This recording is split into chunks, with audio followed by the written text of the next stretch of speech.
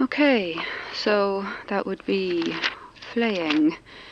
Subsection voluntary, cross-referenced with betrayal and...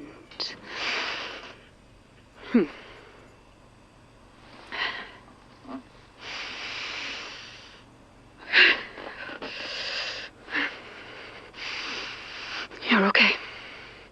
You're okay, Jack. It's okay. It's okay.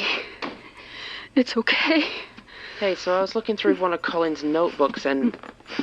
You alright? Yeah. Yeah, I'm fine. You sure? Because you don't look fine. In fact, you look enif. What? Enif. Opposite of fine. Maybe even kitsatnath. What? Good. Now tell me 5 things you can see. What? Just do it. Oh, you. Your desk, your computer, your mouse, Sam's... Never mind that. 4 things you can feel. My jeans, the chair, the desk, your hand. 3 you can hear. What, other than your voice right in my ear? That's 1. Cars outside, the computers again. And smell? Dust and that perfume you always wear, the one that smells like a magic shop. That'll be the patchouli. I'm a woody scent gal. And what can you taste? Also perfume, it's a lot close up. Good enough. Better? Yeah, actually. How did you... I know a panic attack when I see one. I've helped enough people through them, and been helped for that matter. Thanks. All part of the service. In fact, for an extra $5 a month, you can upgrade to the premium Alice subscription, which includes a weighted blanket and binging bad TV. Good to know. I'm assuming you don't want to talk about it? Actually, I think maybe it's about time I did. Okay. I think I know what that thing is in the Hilltop Centre. Go on. I know I said I didn't know what it was, but I'm certain it's a portal. And I'm not sure how to say this. It's okay. I already worked it out for myself. Really? It felt like the obvious answer, but I guess I just couldn't face it. Not until I was sure. And now you are. Yeah. Best I can figure, it goes to, well, not like hell, but definitely some kind of evil, messed up, hellish dimension, and it's leaking. I don't know if it covers all the cases, but definitely most. In fact, it's probably not the only one. So, you think it's been leaking out? What, just general evil? Yeah, that's why I haven't tried following Sam yet. He hasn't come back, which means it's either one way or there's something on the other side stopping him. And since I'm pretty sure we've already met things it spat out, that means something is keeping Sam there. Ergo, it's probably a really bad place. Or that he's already dead. No, our train of thought is not currently stopping at that destination.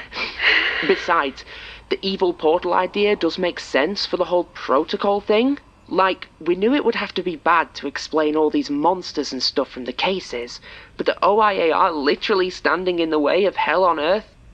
That's rough. Alice. So obviously it's not actually Christian hell, but looking up the occult stuff and what they would have thought hell was and how it connects to alchemy might be a good place to start. And with Colin's notes, we might actually be... What?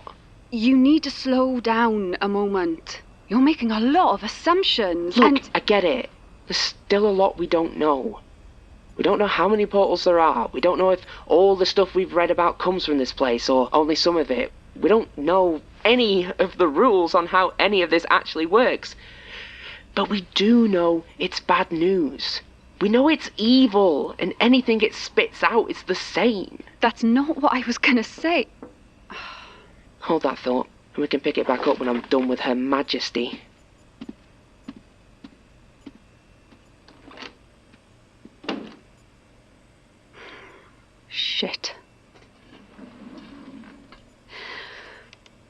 SladeTechReviews.com. Blog post 235-1. Author Arlo Slade. Admin. Title: Booth Mark II Review. Feeling Isolated. Date: August 4th, 2024. Page removed pending legal action. Intro. The disruption is coming from inside the house. You probably haven't heard of Booth, the enigmatic video conference startup that launched early last year, but you have almost certainly used products made by their pioneering founders, Leela Bailey and Chris Chavez.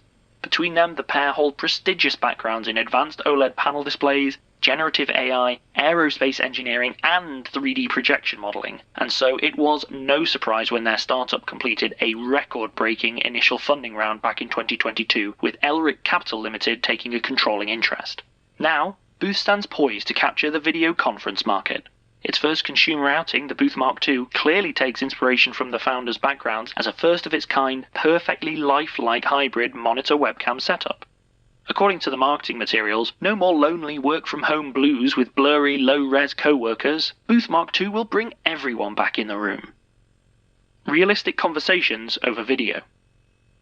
True to its name, the Booth Mark II is a booth, an array of high-res webcams situated around a proprietary 8K 3D display.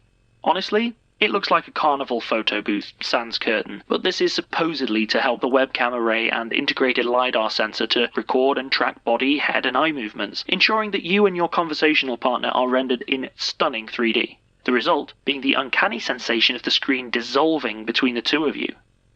A purposefully oblique setup process? The Mark II is beyond bleeding edge. In fact, it's practically still breathing. It exists past the plane of creature comforts that casual tech enthusiasts expect from their world of walled gardens and frictionless user interfaces. Instead, it harkens back to the golden age of bulky pillars in dedicated computer rooms. Users can expect an arduous setup process, starting with an intimidating safety warning in the lengthy install guide. To maximize realism, remove all items from the room. Do not plug the Mark II in until all items have been removed. Position the device such that any windows and doors are not in view of the Mark II's camera array. Only once this is done should you turn on the Booth Mark II. The presence of windows or doors in frame may cause the Booth Mark II to have unpredictable results. This is a punishing ask for users who live in a post-desktop world, and I found myself working up quite a sweat clearing out the only room that I could afford to ransack for this review, my bedroom. But looking back, I am glad I did, because let me tell you, describing the Mark II's behaviour as unpredictable is charitable at best. The Mark II defies possibility. Although marketed as a consumer product, the Mark II is far from that. For the Mark II, a safe software experience relies on industrial levels of precision operation, and without it you are left with a glitchy, surreal, and isolating experience. The Mark II has no power button. Instead, it turns itself on immediately upon being plugged in, and users are greeted with the splash page displaying the Booth Mark II in all caps, desperately modern-looking sans serif font. It then dropped me into my first call as soon as the logo disappeared, and having had no opportunity to give it contacts, I found myself suddenly sharing my now empty bedroom with a complete stranger. An awkward experience at the best of times, but I forgot about my reservations when I realised how incredibly lifelike it felt. It is impossible for a reviewer to adequately describe this experience, and the effect doesn't translate to video review because the viewer is staring at a flat projection. Instead, imagine what it is like to be in a room with another person. That is what it feels like to use the Booth Mark II. It is lifelike beyond compare. It felt like we were sharing the same air. The man across from me told me his name, we'll call him Gregory, and that he was a member of the Booth Initiation Team, or BIT. Apparently, the BIT was designed to welcome new users into the Mark II ecosystem and provide a guide to a safe and engaging user experience. It was a nice idea, but instead he was leaving me disconcerted because occasionally something would feel off about Gregory's movements. It wasn't like a video feed, it wasn't glitching, artifacting, blurring, or dropping iframes. Instead, thanks to the hyperrealism, it appeared that Gregory's body was actually morphing, shifting, changing, moving too fast. He looked incredibly real, so it was especially jarring to see him malformed in this manner. But such is the cost of reviewing bleeding-edge tech.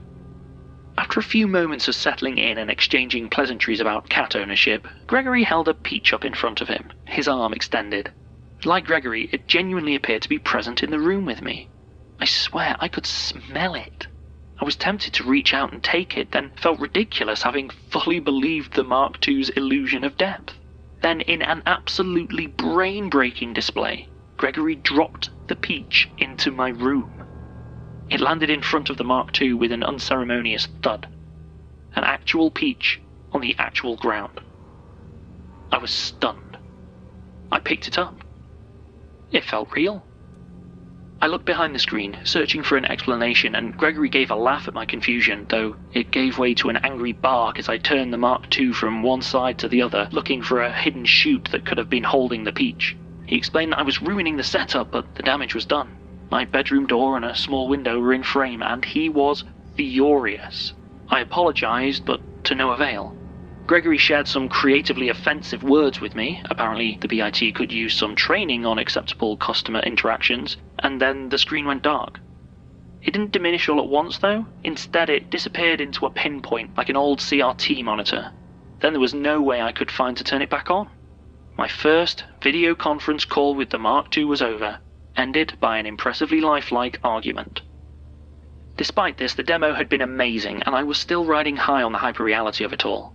That is, until I took a closer look at my surroundings. It took a moment for me to even process what I was seeing. The window and the door of my bedroom had vanished. I was in a completely bare and sealed room, shrunk to only what the Mark II's cameras had been able to capture. My first inclination was that this must be an illusion from the booth, some bizarre, unintended result due to its moving position.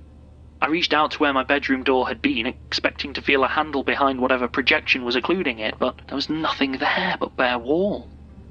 I knocked on it, feeling it solid beneath my knuckles, then banged on it, then screamed for help. Nothing. At that point I started to panic. I wrapped my hand in my shirt, then pounded on the wall over and over, but they held solid. They weren't the drywall from my house. Instead, they were hard and slightly shiny like ceramic. I began to bang on everything but the Mark II, which I was now terrified of damaging any further, but to no avail. Brute force wasn't going to help. I then started to realize just how bad this could get. It might be a long time before anyone other than my cat Randall noticed I was missing.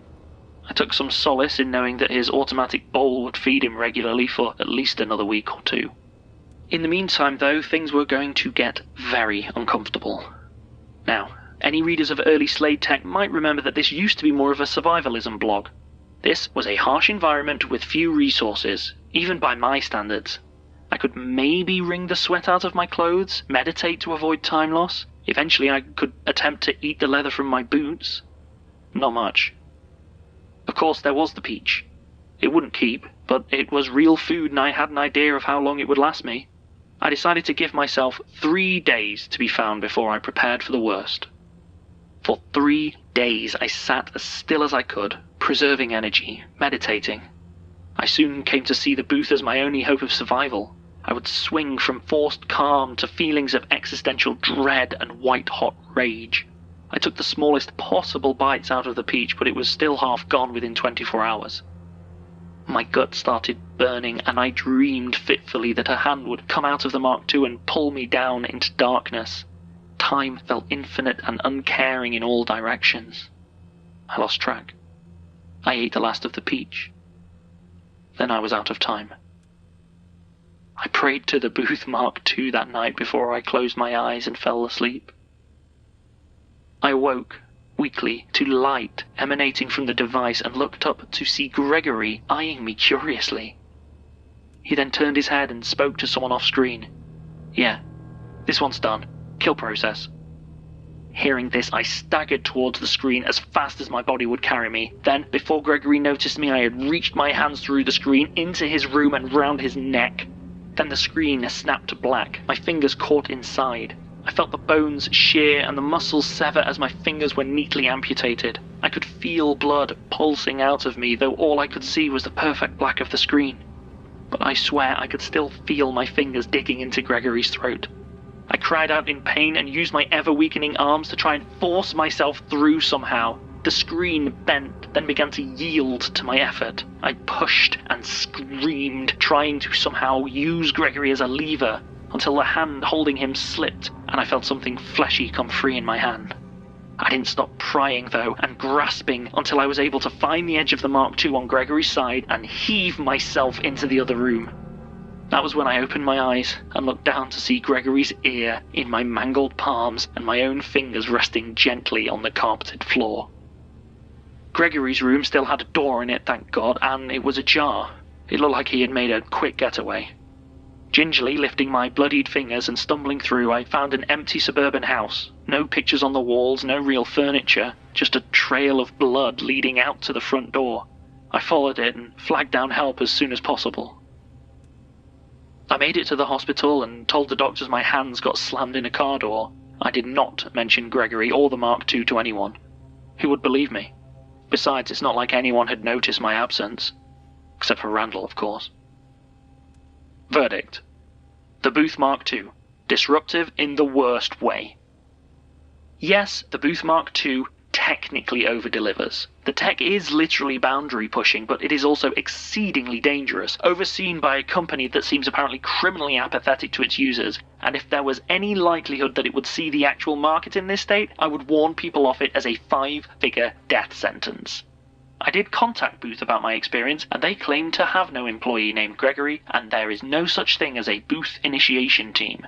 Their legal team also reminded me that I had signed an NDA to join the alpha test, but after what they have put me through, I don't care if they sue me.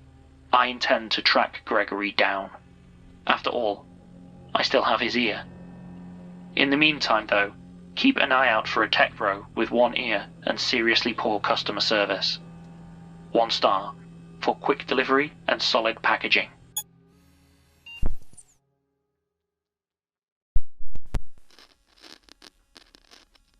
So I think he used the salt config manager and found an unmonitored orphan process, which... What? Oh, right.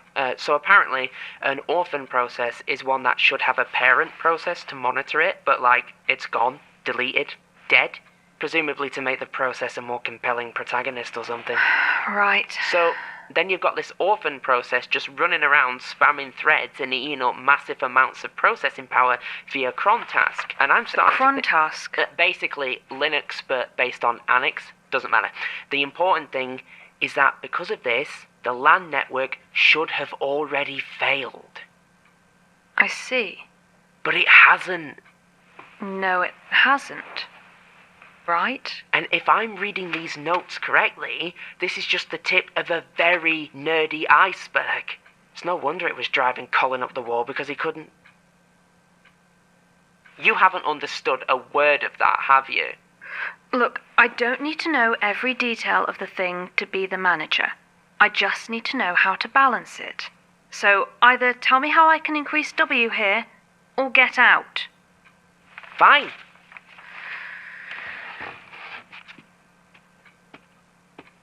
Alice, wait. Please help me.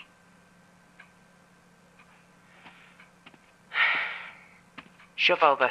I will not. So, each of these cases is categorized on 4 metrics with a standard integer scale.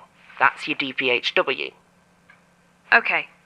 Now I'm pretty sure I need to try and keep them as even as possible. Okay, so it makes sense that if you're low on W, that means we should probably prioritize processing cases with a higher rank on that metric to bring the average up, right? Makes sense. So, it's just a hunch, but I bet if we have a look at the old cases and then try and sort by W, we can find out which cases got the biggest scores in that metric and reverse engineer what you need. That's very insightful. Yeah, well, it helps knowing the whole thing is powered by demons and spite. You're starting to sound like Colin. Good. Now, unless I'm wrong, which, let's be honest, is pretty damn likely, when we cross-reference this shortlist for common terms, we'll find out what Freddy thinks you need, and that is more... Bonzo. Bollocks. So much for that idea. Okay, so maybe Thank if you, I... Alice. You may go. Hang on. Weren't you going on about Mr. Bonzo Out. Now. Ugh, whatever.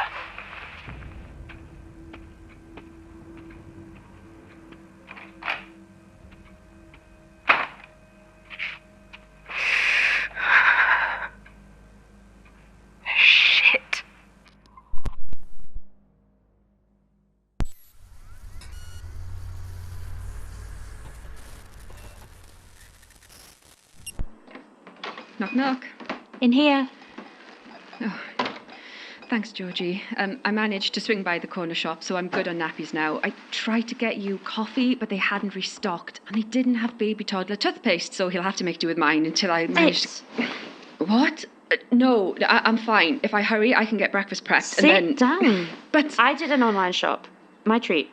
Breakfast is prepped. You've got about 6 months of nappies ordered along with the mildest toddler toothpaste they make. And a new sippy cup, because he's managed to chew through the dinosaur one. Georgie, you didn't have to. I know, but I did, and it's fine. I even brought my own coffee, see? Thanks, Georgie. You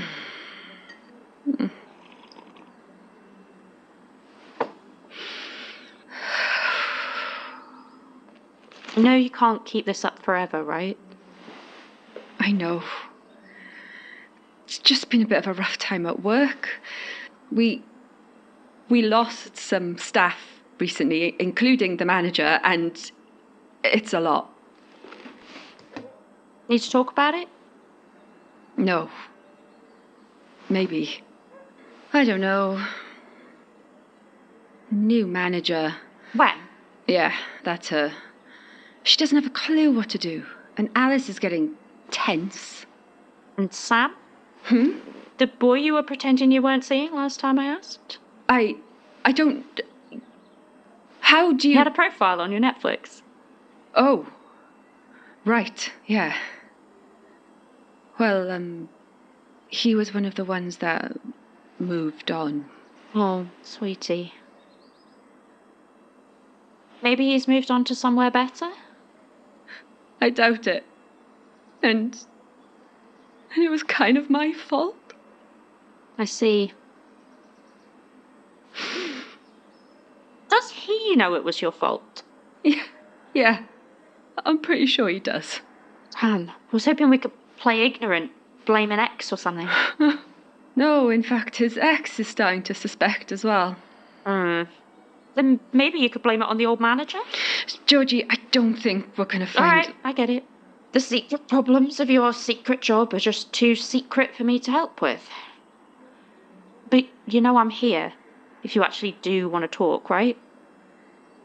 Probably won't even put it on the podcast. I appreciate the chat, but honestly, I just think I need sleep. That's fair. I'll take Jack to the playground once he wakes up. Give you a bit of peace and quiet. Thanks, Georgie. Don't mention it. You'll feel better after the rest. After all, it's just a job, right?